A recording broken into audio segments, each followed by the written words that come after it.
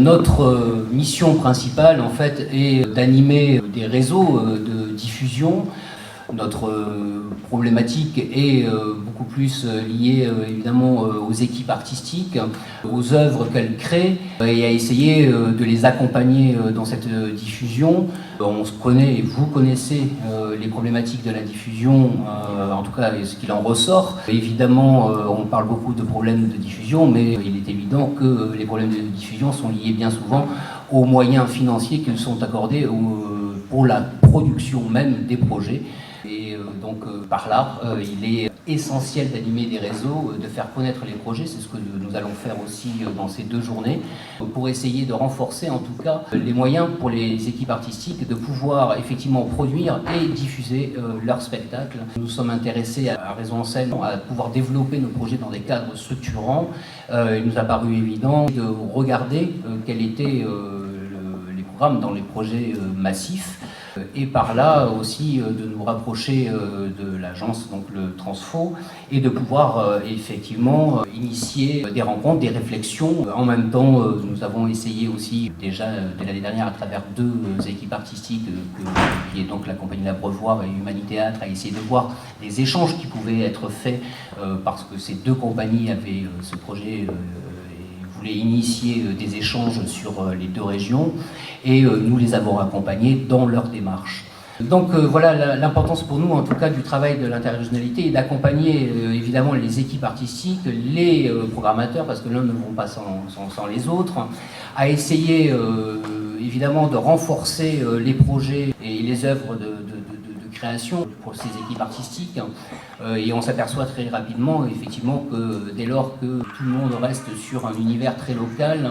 en tout cas pour les équipes artistiques, c'est souvent une précarisation donnée, et pour nous il est important d'essayer de développer avec elles, en tout cas de les accompagner dans leur développement de projets artistiques. Alors on s'est penché un petit peu sur l'aspect massif, donc sur ce territoire massif, parce que jusque-là on ne l'avait pas fait. Nous avions une vision globale, nous, de notre accompagnement en région des équipes artistiques et des programmateurs sur lesquels nous les soutenions. Et puis donc du coup on a fait un petit focus sur qu'est-ce que représentait l'échelon massif pour le Languedoc-Roussillon, sachant qu'effectivement tout le Languedoc-Roussillon ne s'inscrit pas dans le territoire du massif. Donc pour vous donner juste quelques idées, en 2009, de manière très globale, puisque nous sommes évidemment attachés à tous les champs artistiques,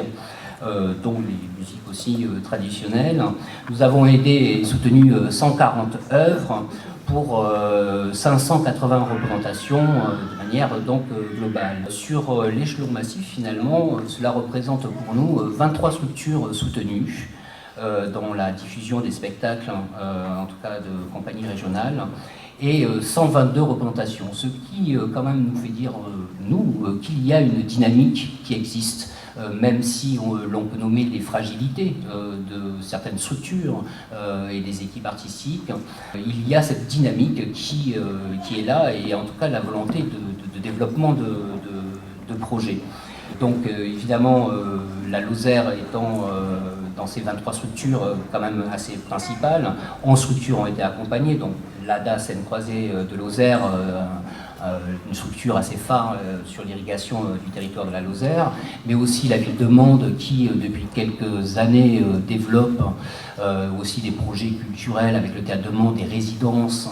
et des associations avec d'autres partenaires, dont notamment la Seine-Croisée, qui sont en cours et qui permettent aux équipes artistiques de réellement développer leurs projets.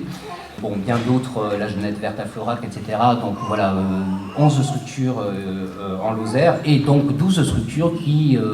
appartiennent au territoire de l'Hérault, de l'Aude et du Gard. Évidemment, certains endroits de ces territoires, votre présence ici, vous tous montre l'importance qu'il y a à essayer de trouver d'autres manières de développer peut-être des projets, de mutualiser des moyens certainement, et notamment pour les artistes, on le sait, les problématiques de résidence artistique sont importantes. Leur circulation, la circulation de leurs œuvres est très importante. Donc c'est essayer de trouver dans ces cadres structurants que propose le territoire échelon massif, d'essayer de voir effectivement comment Et ça, ce sont les ateliers de cet après-midi. Nous avons essayé de les organiser de manière cohérente. En tout cas, de quelle manière, en tout cas, nous pourrions développer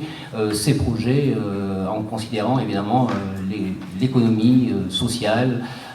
solidaire, en tenant compte la démographie de ces territoires. Voilà.